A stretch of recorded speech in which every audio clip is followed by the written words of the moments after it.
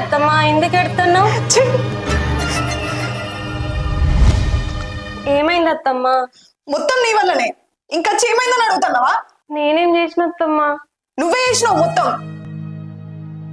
ఇన్ని రోజుల వరకు ఏ రోజు నా మొగుడు నా మీద చేయాలి, ఈ రోజు నీ వల్ల నన్ను కొట్టిండు. నా వల్లనా? నేనేం చేసిన అత్తమ్మా? ఏం చేసినావా? మా పిల్లలు పుడితే నీ మీద ఎక్కడ ప్రేమ తగ్గుతుందో అని చెప్పి పిల్లల్ని కనా అంటాడు మీ మామయ్య. ఏంది? మామయ్య నా కోసం పిల్లలు వద్దనుకుంటున్నా? నేనంటే ఇంత ఇష్టం అనుకోలే మామయ్యకి. ఓహో, నువ్వు మీ మామయ్యకి ఇంత ఇష్టం అని ముర్తన్నావా? ఇక్కడ మా సంసారాలేమో ఆగమైతా అంటే నువ్వేమో మీ మామయ్యకి ఎక్కువ ఇష్టం అని చెప్పి ముర్తన్నావా? అత్తమ్మ, మామయ్యతో నేను మాట్లాడుతమ్మా, నేను ఒప్పిత్తమ్మా, నువ్వేం టెన్షన్ తీసుకోకు. ఓహో, 3 సంవత్సరాల నుంచి నేను ఎంత చెప్పినా ఒప్పుకోనోడు నువ్వు ఒక్క మాట చెప్పుడుతోనే ఒప్పుకుంటాడా? ఒప్పుకుంటాడు అత్తమ్మ, నేను చెప్తేనే ఒప్పుకుంటాడు. మామయ్యకి నేనంటే ఎంత ఇష్టమో తెలుసు కదా మీకు.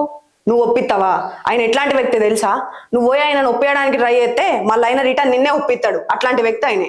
ఇదంతా జరిగింది నీ వల్ల. మా ఇద్దరి మధ్యలో గొడవలు అయింది కూడా నీ వల్ల.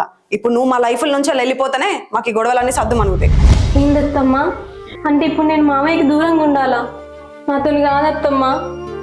సరే అనిత, నువ్వు ఇప్పుడు మీ మామయ్యకి దూరంగా ఓనంటున్నావు అంటే దాని అర్థం మీ మామయ్య జీవితం నాశనం అయినా కానీ నువ్వు ఇట్లనే ఉంటా అంటావు. ఒకటి గుర్తుపెట్టుకో అనిత, నువ్వు మీ మామయ్య జీవితాన్ని ఉన్నన్ని రోజులు మీ మామయ్య జీవితం నాశనం అవ్వకుండానే ఉంటది. అది నీకు ఇప్పుడు అర్థం కాదు కావచ్చు, ముందు ముందు అర్థమవుతుంది. ఇక నీ ఇష్టం.